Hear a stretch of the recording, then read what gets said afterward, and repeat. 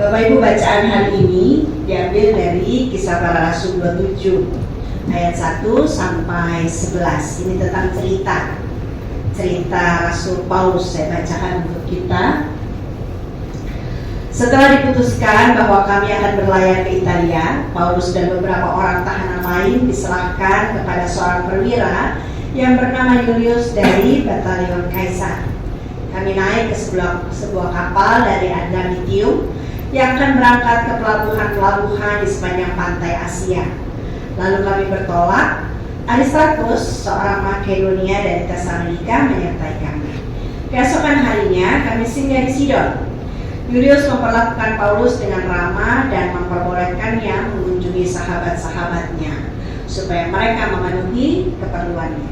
Oleh karena angin sakal, kami berlayar dari situ menyusur pantai Siprus.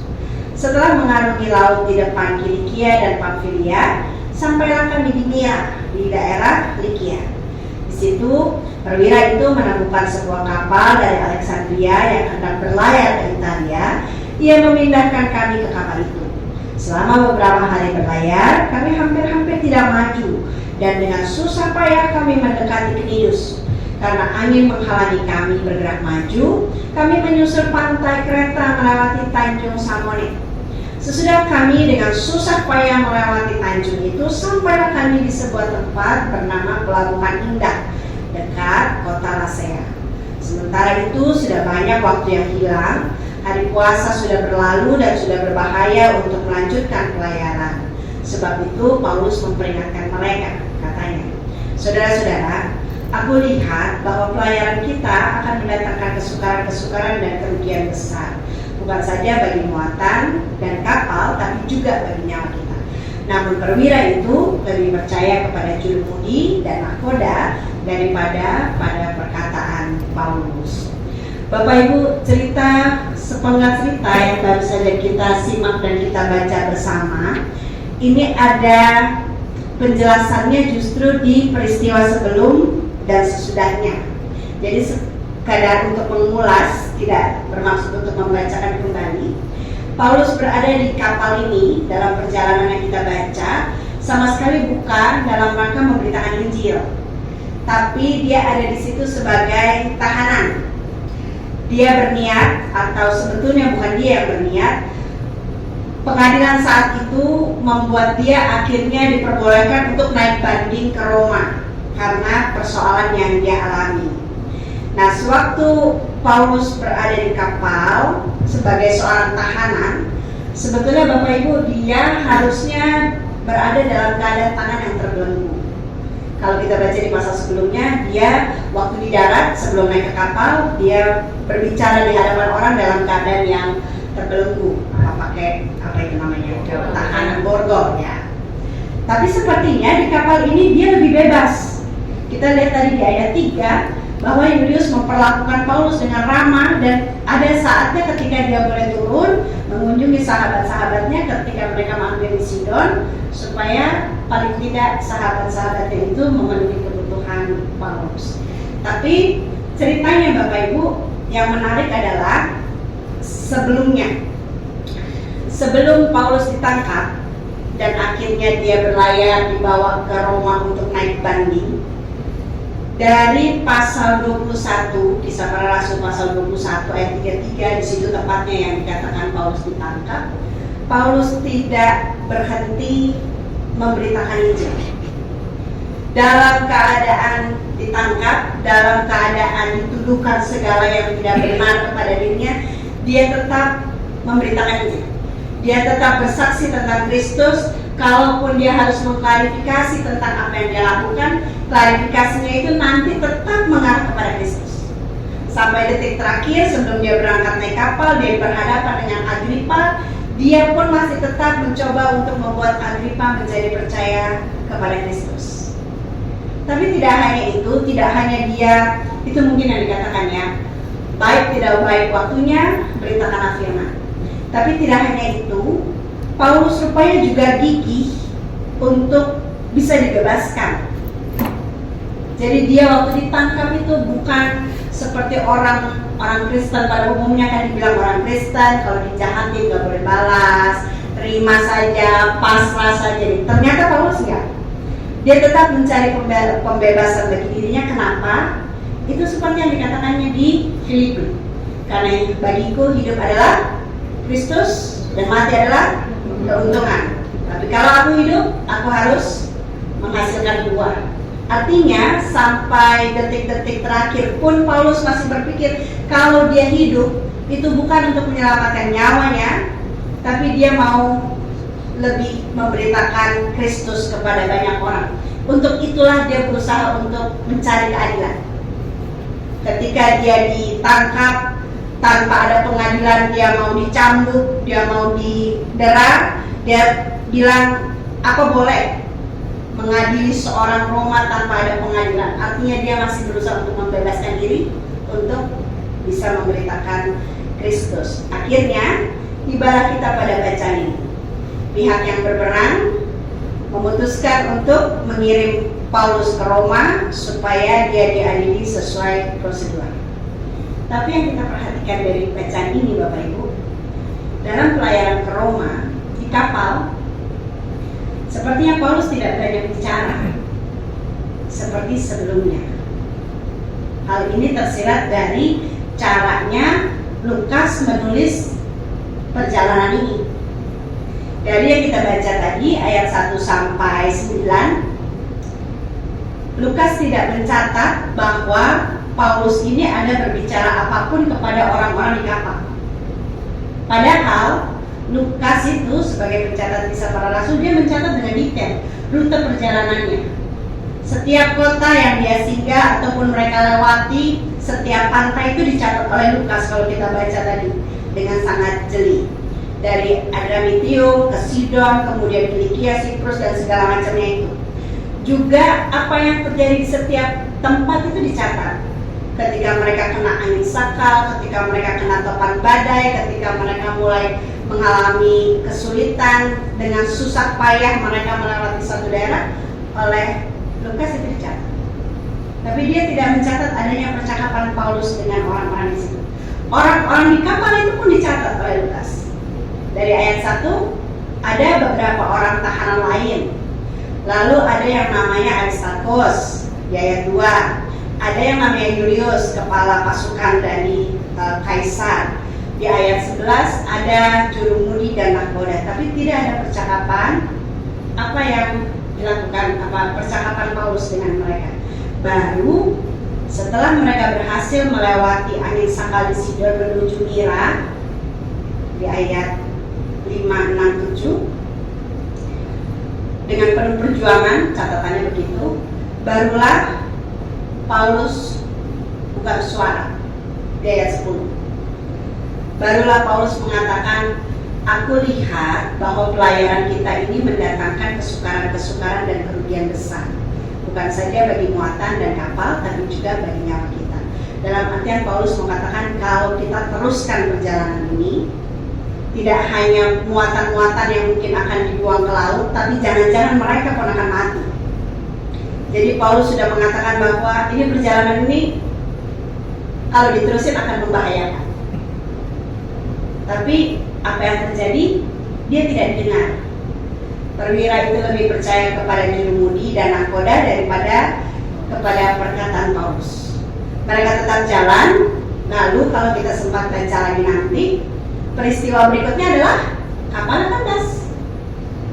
Yang mengerikan Bapak Ibu, ayat 14 sampai 20 tidak hanya dibilang kandas, tapi mereka sudah dalam keadaan putus segala harapan di ayat 20. Kemudian mereka tidak makan untuk beberapa hari dan keadaannya tambah memprihatinkan. Yang saya mau kita lihat begini Bapak Ibu. Dari Paulus tidak bicara apa-apa, lalu akhirnya Paulus menyampaikan peringatan ini. Kalau kita lanjutkan, kita akan mengalami bahaya. Apa yang membuat Paulus akhirnya membuka mulut? Apa yang membuat Paulus memperingatkan mereka? Apakah karena Paulus itu seorang pelaut yang handal? Rasanya bukan. Pekerjaan Paulus bukan pelaut. Apakah karena Paulus itu seperti orang Majus? masih dekat Natal kita ya, yang bisa meramalkan apa yang terjadi ke depan? Bukan. Paulus bukan tukang ramal. Apakah karena ada bisikan roh Tuhan? Kalau mengenai bisikan roh Tuhan begini Bapak Ibu, Alkitab kita Perjanjian Lama dari Kejadian sampai Maleakhi itu cerita membahas tentang karya Allah sebagai pencipta dengan segala dinamikanya dalam hubungan dengan manusia. Lalu nanti bagian Injil Matius, Markus, Lukas, Yohanes itu secara khusus bicara soal Tuhan Yesus Sang Penebus. Nanti Kisah Para Rasul sampai kita sekarang di gereja ini itu cerita tentang Roh Kudus. Jadi di Kisah Para Rasul itu cerita bagaimana Roh Kudus berkarya sesuai dengan janji Tuhan bahwa Dialah yang akan menyertai, yang akan mengajarkan, mengingatkan. Lalu sampai sekarang ini di gereja kita ini, di jemaat ini, Roh Kudus masih berkarya. Amin. Jadi kalau kita berpikir, kalau kita menebak begini, apakah ketika Paulus mengatakan kalau kita teruskan perjalanan ini kita akan celaka, apakah itu karena bisikan Roh Tuhan? Ada kemungkinan besar ya, tapi tidak dicatat oleh Lukas. Kenapa tidak dicatat oleh Lukas? Kita mau diajak untuk melihat situasi dari sudut yang lain. Paulus mengajarkan kita untuk peka dan cerdas membaca keadaan. Paulus mengajarkan kita untuk bisa bahasa Alkitab itu berhikmat, tapi bahasa orang sekarang peka dan cerdas membaca situasi. Ketika kita berusaha mencapai tujuan dalam hidup, apapun tujuan kita, masing-masing kita punya tujuan, masing-masing kita punya cita-cita, kita punya impian, kita punya ambisi dan seterusnya. Dalam kita mencapai tujuan itu Bapak Ibu, seringkali kita sulit membedakan antara tantangan dengan peringatan, antara tantangan yang harus dijawab dengan peringatan yang harus kita perhatikan. Ini hal yang sangat dekat dengan kehidupan kita. Katakanlah contoh yang paling gampang ini, orang-orang Kristen, kalau kita mau ke gereja, kita niat sekali pelayanan, tapi ternyata hujan keras, banjir di mana-mana, cari taksi online kah, ojek online gak ada yang beroperasi. Itu tantangan atau peringatan? Kita mau ke gereja, ternyata orang rumah sakit tidak bisa ditinggalkan sementara kita ada pelayanan. Itu tantangan atau peringatan?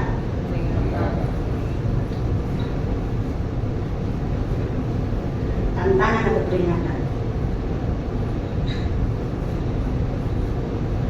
Kalau kita mau buka usaha, mungkin sekarang yang lagi gampang itu usahanya itu pasti laku. Menurut mata kita buka bisnis kuliner. Begitu kita buka bisnis kuliner, ternyata kita ditipu orang, kita dicurangi orang, rekanan bisnis yang tadinya mau kerja sama akhirnya lari meninggalkan kita. Itu tantangan atau peringatan? Peringatan. Apa itu? Gimana caranya kita membedakan itu tantangan atau peringatan? Orang bijak mengatakan satu kesuksesan selalu dimulai dari satu langkah kecil. Sekarang kita baru melangkah kecil aja kita sudah macam-macam, ditipu lah, dicurangi lah, dibohongi lah, dikhianati lah. Saya rasanya pengennya bicara sama orang muda. Jadi saya mau tanya sama orang muda yang belum menikah, sebetulnya kalau ada ya. Kalau kita mau kawin, mau menikah, ketika sahabat tidak setuju, orang tua tidak restui, teman-teman bilang jangan, itu tantangan atau peringatan? Tantangan.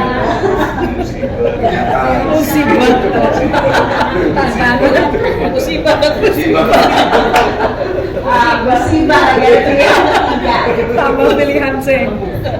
Kalau orang tua nggak setuju, sahabat bilang masa mau sama orang kayak begitu, dia kan belum ada apa-apa, masa dia orangnya begini-begini. Itu tantangan atau musibah? Tantangan atau peringatan? Nah, Tantangan. tantangan dan peringatan. Karena pada akhirnya toh kita sampai sekarang saya sebagai ibadah saya suka dengar cerita juga cerita-cerita orang tua ya ketika mereka sudah punya anak dan cucu, mereka suka cerita. Dulu waktu kami menikah nggak ada keluarga yang datang, tapi sekarang mereka jadi keluarga yang diberkati Tuhan. Dulu semua orang bilang begini dan begitu, tapi sekarang mereka jadi keluarga yang diberkati Tuhan. Tapi yang hancur sudah ada, bukan hanya yang begitu, yang hancur sudah ada. Masalah-masalah dalam rumah tangga. Kalau orang Kristen sekarang maraknya agak malu untuk menceritakan ini, tapi faktanya banyak juga yang bergumul untuk bercerai. Masalah dalam rumah tangga itu tantangan atau peringatan.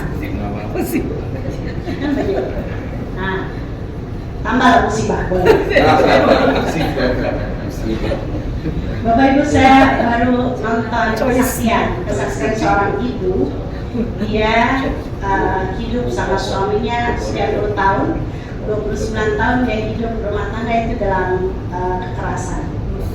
29 tahun. Tapi setelah itu suaminya bertobat dan akhirnya mereka melayani Tuhan sama-sama. Tapi yang menarik bukan kesaksian itu. Kalau buat orang Kristen itu kesaksiannya udah biasa. Orang Kristen kita menang banyak perkara dalam hidup yang kita menangkan dengan iman. Tapi yang menarik itu komen-komen di bawahnya. Komen-komen itu ada yang bilang, itu perempuan tidak patut dicontoh karena dia bodoh. Sudah tahu kekerasan itu bisa mengancam nyawa, bisa bikin trauma anak-anak dan dia bertahan. Saya coba melihat dari sudut pandang yang lain. Kita sebagai orang Kristen, mungkin keluarga itu, pasangan itu pun bisa mengatakan itu tantangan setelah lewat. Bayangkan ya, setelah lewat 29 tahun KDRT, sisanya saya lupa berapa tahun mereka masih bersama, tapi sampai sekarang mereka masih melayani Tuhan. Sekarang kita semua bisa bilang itu tantangan. Tapi bayangkan di tahun ke-5, tahun ke-15, itu tantangan atau peringatan? Bayangkan. Sampai 29 tahun. Dalam hal ini ternyata dalam kehidupan sehari-hari tidak mudah untuk membedakan apakah ini tantangan atau peringatan. Sementara kita melakukan atau membuat keputusan hidup itu hampir setiap saat. Kan begitu? Hampir setiap saat. Nah, Bapak Ibu Saudara-saudara, bagi kita yang ingin sampai tujuan, kalau kita termasuk orang yang ambisius, yang ngotot gitu, kita akan melihat semua drama itu sebagai tantangan. Kita mau melayani anak sakit, suami bermasalah, pokoknya jalan. Itu kita lihat sebagai tantangan. Hujan badai, jalan. Itu kalau belum kawin biasanya. Kalau udah kawin suka yang lain, itu bisa dinego kalau udah kawin. Tapi dalam ada kalau kita punya keinginan yang kuat, semua itu drama-drama itu kita bilang tantangan. Tapi kalau kita tidak yakin dengan tujuan itu, kita bilang sebagai peringatan. Kan gitu. Tapi yang saya mau kita lihat bersama, ternyata dalam cerita Alkitab ada kalanya, sekalipun menurut kita tujuan kita itu baik dan benar, namun kata Tuhan bukan itu yang kukehendaki. Saya suka sekali lagu tadi, suka-suka Tuhan, benar juga ya. Menurut kita, tujuan kita baik Tuhan, saya mau datang melayani. Apapun kulakukan, tujuan saya baik, saya mau bangun jemaat, saya mau bangun gereja. Tapi ternyata ada kalanya Tuhan bilang bukan. Kurang baik apa tujuannya Daud? Dia mau bikin bait Allah. Dia bilang, masa saya tinggal di istana, tabut Tuhan ada di kemah, saya mau bikin bait Allah. Tuhan bilang tidak, anakmu yang bikin. Daud kasih lihat dia punya niat baik. Dia siapkan materialnya, dia siapkan petugas-petugasnya, dia siapkan tata letaknya. Tuhan bilang tidak, segitu aja. Dan ini yang membuat kita akhirnya sekarang mulai berpikir, Kita pun sering kali berada di situasi yang sama. Saya mau anak-anak saya ini baik, terdidik, tapi ternyata Tuhan bilang nggak begitu. Kita nggak terima. Tuhan, ini anak-anakku, saya mau dia baik. Tapi ternyata bukan begitu. Tuhan bilang nggak gitu. Nggak tahu gimana. Waktu kita mengalami itu, kita akan bilang nggak tahu Tuhan maunya apa, ya suka-suka Tuhan. Karena itu pertanyaan membedakan antara tantangan dan peringatan. Ini menurut saya pertanyaan yang membuat kita mau tidak mau bergantung penuh pada Tuhan. Karena memang ada saatnya satu perkara itu tantangan, tapi dia bisa jadi peringatan di saat yang lain. Padahal perkaranya sama. Saya mendapat jawabannya. Jadi untungnya Bapak Ibu, sebelum saya baca kisah para rasul ini berapa minggu yang lalu saya baca Keluaran 3, misalnya Keluaran 3 ayat 7, Keluaran 7 ayat 3, kembali. Keluaran 7 ayat 3. Tetapi aku akan mengeraskan hati Firaun dan aku akan memperbanyak tanda-tanda dan mujizat-mujizat yang kubuat di Mesir. Ini kata-kata Tuhan kepada Musa dan Harun. Musa dan Harun menghadap Firaun. Kata Tuhan, aku akan mengeraskan hati Firaun, aku akan memperbanyak tanda dan mujizat. Kalau saya jadi Musa, saya akan bilang Tuhan cari perempuan lain aja. Kita disuruh datang ke orang, suruh ngomong, tapi Tuhan sendiri yang bikin, dia gak akan berubah pikiran. Coba, apa gak mendengarkan gitu? Kalau saya bilang cari perempuan lain aja Tuhan, jangan saya.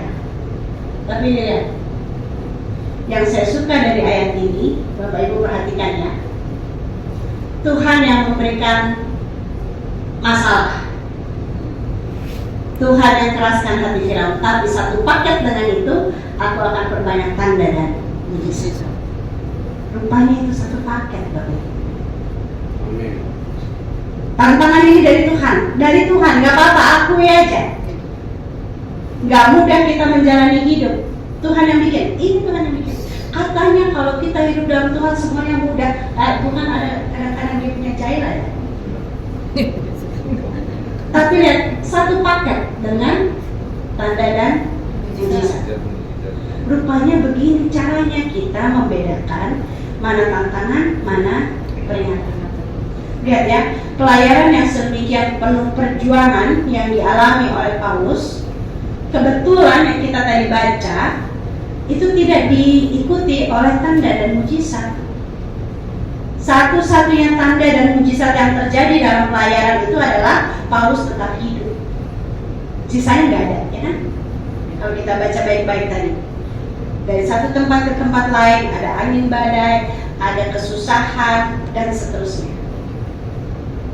Akhirnya Paulus mengajarkan kita untuk realistis, jujur, untuk mengakui sebetulnya dalam perjuangan kita itu adakah tanda-tanda dan mujizat dari Tuhan, walaupun dalam hal yang sederhana. Tapi itu membutuhkan tidak hanya iman, tapi juga realistis, kejujuran dalam mengakui ada nggak tanda-tanda ini dalam perjuangan kita. Ketika kita berjuang untuk mencapai tujuan, ada nggak kemudahan kecil-kecil yang Tuhan lakukan? Satu-satu jalan dibuka, satu dibuka. Tuhan tidak buka langsung jalan lurus sampai ke depan, dibuka satu-satu. Kita ngomong sama orang ini, ternyata dia memang tidak kasih bantuan, tapi dia kasih kenalan, dia ajak kita ke kesempatan yang lain. Ternyata kita ketemu orang ini, dia juga tidak kasih kesempatan, tapi dia bantu dengan materi dan satu-satu jalan dibuka. Itu yang dibilang ada tanda dan mujizat. Kita pikir kita akan berhadapan dengan orang itu, orang itu udah terkenal keras orangnya, dari sononya, dari dulunya udah keras begitu. Tapi entah bagaimana Tuhan bikin ketika kita ngomong, percakapan kita menjadi apa ya, yang membangun, apa yang ternyata dia menyumbangkan banyak gagasan, banyak pemikiran. Dan pada akhirnya kita melihat ada orang bisa berubah, yang katanya dulunya orang yang keras. Itu kan keajaiban yang Tuhan bukakan sedikit-sedikit. Dalam kita berjuang, ternyata ada saja orang yang memberikan petunjuk dari Tuhan. Bukan dalam arti dia membacakan Alkitab, tapi ketika kita bicara dalam kehidupan sehari-hari, entah kita ketemu di warung kah, kita ketemu di tempat makan kah, kita ketemu di kantin kerjaan kah, di kantin kantor, ternyata ada omongan-omongan yang memberi petunjuk apa yang harus kita lakukan. Bapak Ibu, dalam hal itu tidak hanya iman, tapi Tuhan mau kita realistis dan peka. Karena orang Kristen penyakitnya ini kalau udah bicara iman maunya gampang sudah. Pokoknya depan mata ada mujizat. Kita nggak pusing apakah dari peristiwa itu Tuhan mau kita belajar sesuatu, dan itu yang harus kita kerjakan. Mujizat Tuhan itu terjadi gitu ya, satu paket dengan masalah yang Tuhan izinkan. Dan itu yang membuat kita seharusnya menjadi iman yang realistis. Kalau ternyata tanda-tanda itu tidak ada, pada saat itu kita boleh mengatakan itu peringatan dari Tuhan. Lihat ya, ini waktu pelayaran ini, tanda-tanda itu nggak terjadi toh. Ketika Paulus bilang aku melihat bahaya, mereka nggak percaya. Kapalnya jalan terus. Akhirnya kandas. Bapak Ibu, ini buat saya ini masalah yang mengerikan. Saya jadi ingat cerita Saul. Ingat Raja Saul. Ketika roh Allah undur dari Saul, maksudnya bukan roh Allah yang kita kenal gitu ya. Maksudnya wibawa ilahi ketika dia menjadi raja itu ditarik oleh Allah. Apakah Saul langsung turun jadi rakyat jelata? Tidak, Bapak Ibu. Dia bertahan dengan posisinya sebagai raja Israel. Dia tidak langsung serta-merta turun jadi rakyat. Tapi apa yang terjadi? Dari sejak roh Tuhan undur dari Saul sampai dia mati, kalau nggak kalah dipermalukan, cuma itu aja sampai akhir. Apa dia turun nggak? Ini yang akan terjadi. Kalau kita salah mengartikan ini peringatan, tapi kita pede banget ini tantangan, jalan sudah. Tapi nasib kita nggak beda jauh dari Saul. Kalau nggak kalah dipermalukan. Kadang-kadang ada pelayanan gereja juga gitu ya. Pokoknya saya mau melayani. Orang mau bilang saya kiri, kanan, kiri, pokoknya melayani. Padahal omongan orang itu ternyata memang peringatan dari Tuhan. Kalau kita dengarkan omongan orang, itu jadi masukan dan pelayanan kita menjadi semakin bermutu. Tapi dasar orang ini maunya pokoknya, kalau udah pokoknya masih bantah. Jalan pelayan jadi. Tapi jangan-jangan dia nggak punya teman. Jangan-jangan pelayannya jadi, ibadahnya jadi, megah, orang yang banyak datang banyak. Tapi apakah dia dapat berkat? Nanti terakhir dia pulang ngomong capek badan lah, pengorbanan inilah. Kenapa? Dia tidak bisa mengartikan ini tantangan atau peringatan. Nah, yang kedua yang saya suka dari cerita ini adalah kenapa Paulus diam saja dan baru bicara ketika sudah terlihat bahaya. Karena Paulus lagi mengajarkan kita begini Bapak Ibu, ada saat dan tempat ketika kita harus bersuara, tapi ada juga saat dan tempat ketika kita harus diam. Sebelum naik kapal, Paulus itu gigih bicara soal Kristus, soal iman, soal firman Tuhan. Tapi ketika di atas kapal dia diam.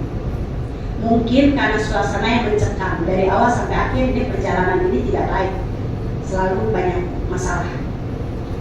Mungkin karena cuaca yang tidak mendukung, Paulus memilih diam. Sementara yang sering kita temui adalah orang-orang yang justru memanfaatkan situasi mencekam ini dengan memberitakan firman Tuhan, dengan bersaksi. Salahnya di mana? Nggak salah tempat aja. Dalam keadaan normal, dalam keadaan stabil dan baik, itulah saatnya kita bicara firman Tuhan. Itulah saatnya kita berdiskusi, kita belajar.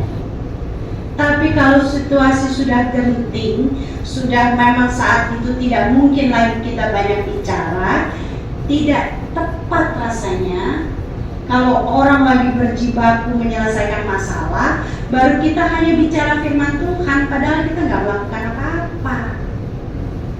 Kan itu yang diperlihatkan. Paulus dia diam, tapi bukan diam pasrah menerima keadaan, bukan. Kenapa Paulus diam? Karena inilah saatnya dia mengambil sikap dan dia bertindak sesuai dengan imannya, iman yang dia khotbahkan selama ini. Jadi yang pelajaran dari sini yang saya suka adalah dalam keadaan-keadaan tertentu, katakanlah dalam keadaan genting, iman kita itu diuji dalam sikap dan tindakan. Karena pada kenyataannya, Bapak Ibu, banyak orang Kristen tuh fasih sekali bicara soal iman, fasih sekali bicara soal firman Tuhan. Ayat dia hafal, tiap pagi dia bangun paling pagi, di WA dia kirim duluan sebelum yang lain bangun, pokoknya dia mesti kirim duluan. Salah, enggak juga. Tapi